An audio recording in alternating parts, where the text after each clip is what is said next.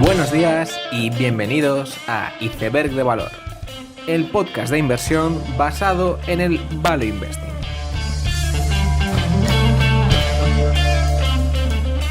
Bienvenidos los seguidores de Adam Wyden, bienvenidos a Iceberg de Valor. En estas 2 semanas finales de junio hemos visto una continuación del escenario macroeconómico que vimos a principio de mes. La mayoría de las materias primas como el cobre o el acero han tenido bajadas notables, a la vez que las expectativas de variaciones de tipos ya apuntan a bajadas en 2023. En conclusión, ya se puede afirmar que una recesión más o menos profunda a finales de 2022 o 2023 es el consenso actual de la comunidad inversora. Asimismo, los precios y los tiempos de transporte marítimo siguen bajando, reflejando una normalización de las condiciones de transporte y los puertos, lo cual se debería traducir a una mejora en todas las empresas que importan y exportan productos de Asia, apaciguando así las continuas quejas en 2021 sobre los altos precios de transporte y los problemas de cadena de suministro. De forma similar, si vamos a los precios de transporte por camión en Estados Unidos, tenemos una clara bajada de precios durante todo el 2022, los cuales ya se están acercando a los precios de 2020 y 2019.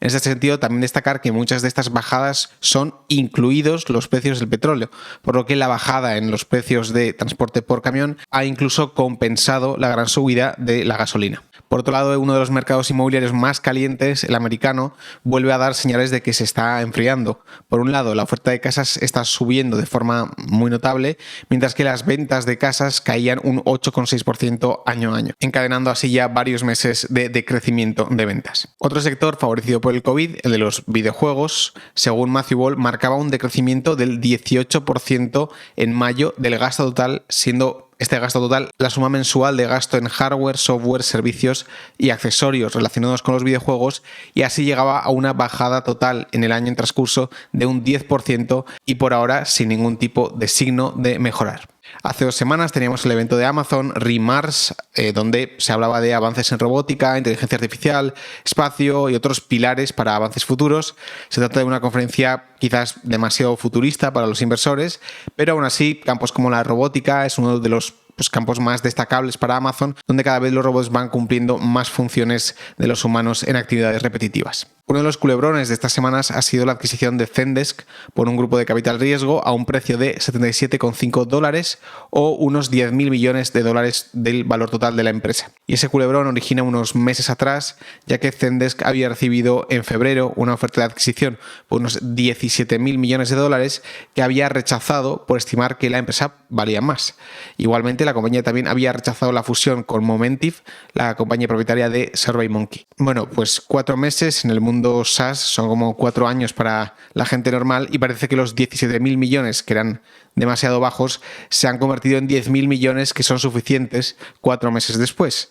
Aún así, pues este tipo de operaciones refleja la put del private equity en las empresas de software. Hace unas semanas Thoma Bravo adquiría Anaplan por cerca de 12 veces ventas de los siguientes 12 meses, y ahora Zendesk es adquirida por 5 veces ventas de los siguientes 12 meses también, reflejando así también el apetito del private equity por ventas recurrentes y una cuenta de resultados llena de gastos que se pueden recortar. Esta semana también reportaba resultados Micron, la cual funciona como indicador de la salud de la economía y la demanda por productos electrónicos. Pues bien, las noticias que vienen de Micron no son buenas, ya que la compañía apuntaba a una bajada de la demanda de smartphones y portátiles que se ha acentuado en las últimas semanas. No todos los componentes de la demanda de Micron están cayendo, en el sentido de que la demanda de componentes para data centers todavía no se está reduciendo, aunque el mercado ya está anticipando una bajada también en este sector. Esta semana también Restoration Hardware publicaba una nota de prensa apuntando a una desaceleración de la demanda y bajaba el guidance del año, que había sido ya rebajado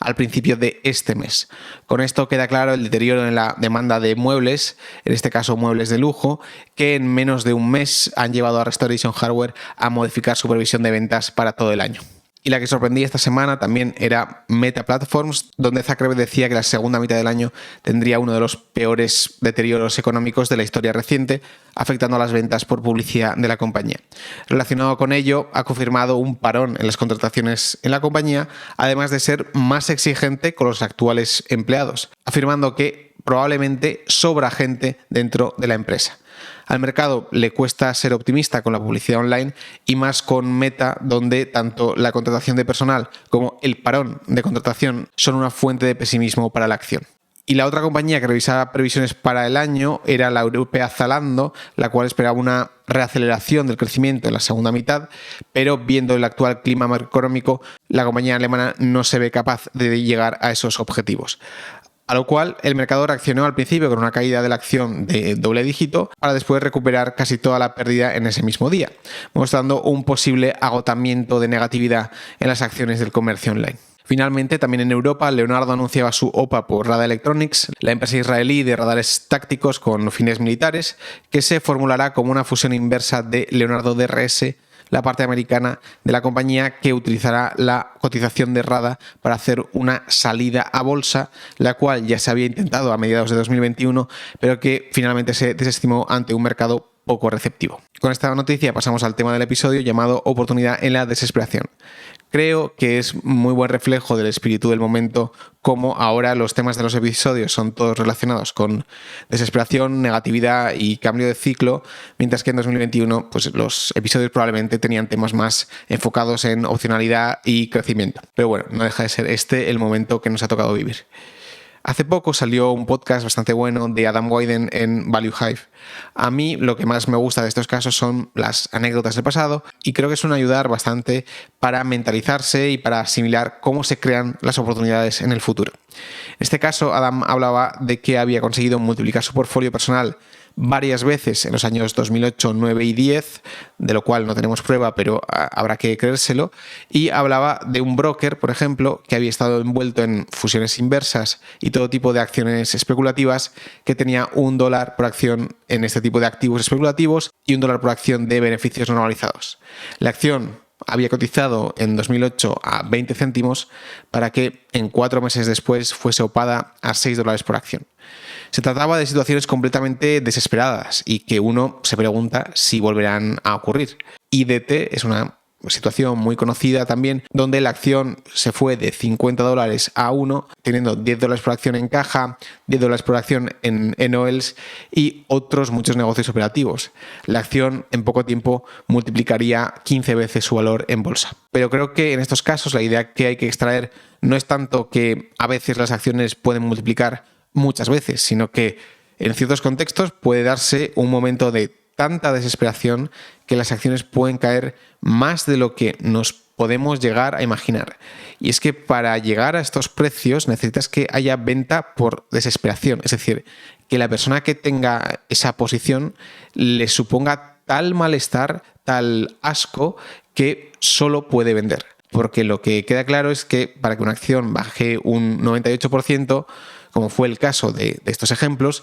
primero tiene que caer un 90% y luego tiene que caer un 80% más, con la tortura mental que eso lleva asociada. Y en estos casos, si soy sincero, suele ser mucho más fácil invertir si la caída no la has sufrido tú, porque de lo contrario, ese suplicio del precio pues probablemente no te ponga en una buena posición para evaluar la empresa. Y quizás lo destacable de 2008 es que no había que ir al ojo del huracán para poder aprovecharse de este tipo de situaciones. Todos podemos entender que en una crisis inmobiliaria el sector financiero se va a ver muy tocado. Sin embargo, empresas como Live Nation, que se dedica al entretenimiento en vivo, como los conciertos, vio como su cotización caía un 80% para después, en los siguientes 10 años, multiplicar por 20 veces. 2008 fue muy particular y muchos de los precios que se vieron es posible que no se vean hoy en día. Se trataba de una crisis hipotecaria que puso en jaque todo el sistema financiero mundial. Hoy en día parece que no existe un problema estructural de la misma magnitud, o no al menos que nosotros lo sepamos, aunque es verdad que una crisis energética, de volverse dramática, sí que podría llegar a ese nivel de desesperación. Y de hecho sí que pienso que en ciertas partes del mercado podemos llegar a ese nivel, teniendo en cuenta que la pandemia trajo a la vez una gran mejora operativa para muchas compañías y a la vez también atrajo a una gran masa de inversores nuevos que llevaron a la renta variable a un nivel de especulación muy alto.